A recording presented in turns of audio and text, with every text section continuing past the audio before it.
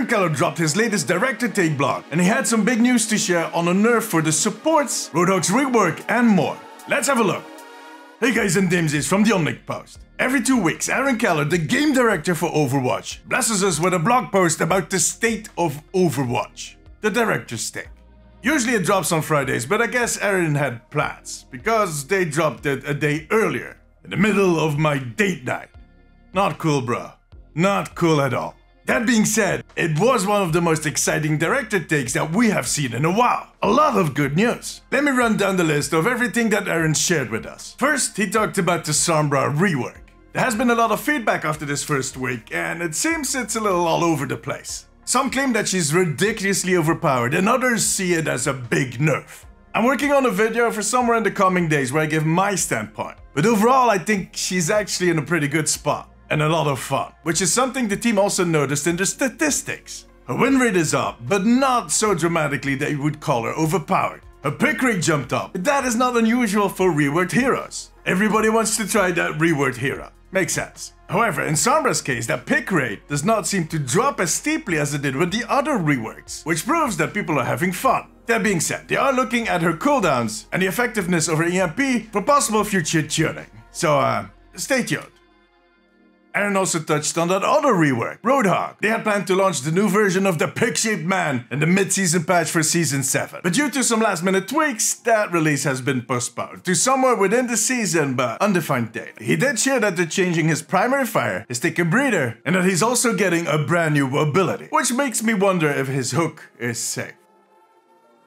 I can't wait to find out more, most likely at BlizzCon, which is actually in 2 weeks. Other things Aaron confirmed that we'll also find out at BlizzCon is the next hero, the plans for the coming year, and the reworked competitive mode. That is right, competitive 2.1.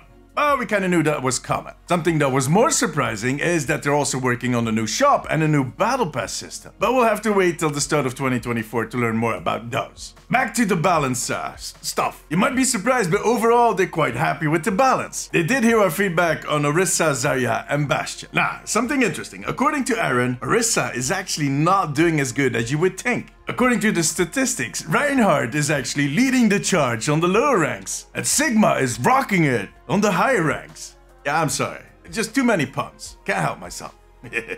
Orisa might be one of those heroes that feels frustrating, but that doesn't really bring a lot of value. We'll see, they're keeping an eye on her. Bastion, on the other hand, is getting a nerf in the mid-season patch. Hey guys, allow me a second to thank my patrons for their support. You guys are legends. And you too can join the Omnic Post family over on patreon.com/theomnicpost. Get early access to my content, Patreon exclusive streams, and even physical goodies like stickers, pins, art. Trust me, go check it out, it's completely worth it. Alright, let's continue.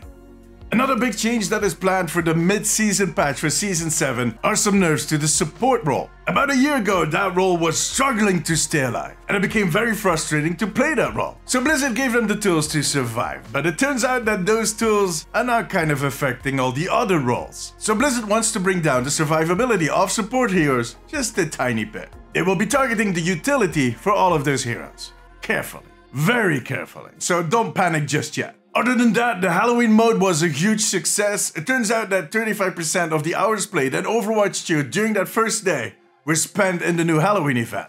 Impressive. So they are already thinking how they can expand this new mode, which is good news. The fact that they are already kind of investing some time in how to follow up on these types of events, well, come on, that is a bit of a shift.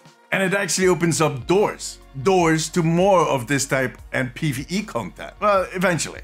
Now, the last topic he talked about was the Mora controversy. Big word.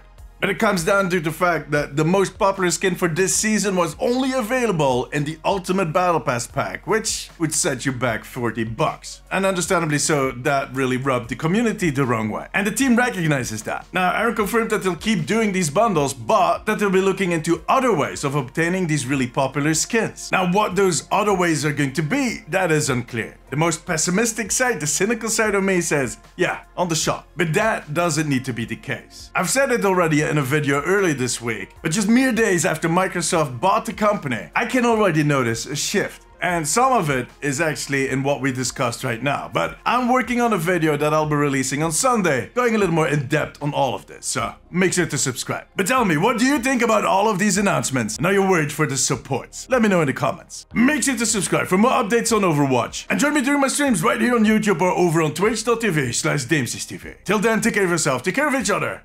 Bye bye.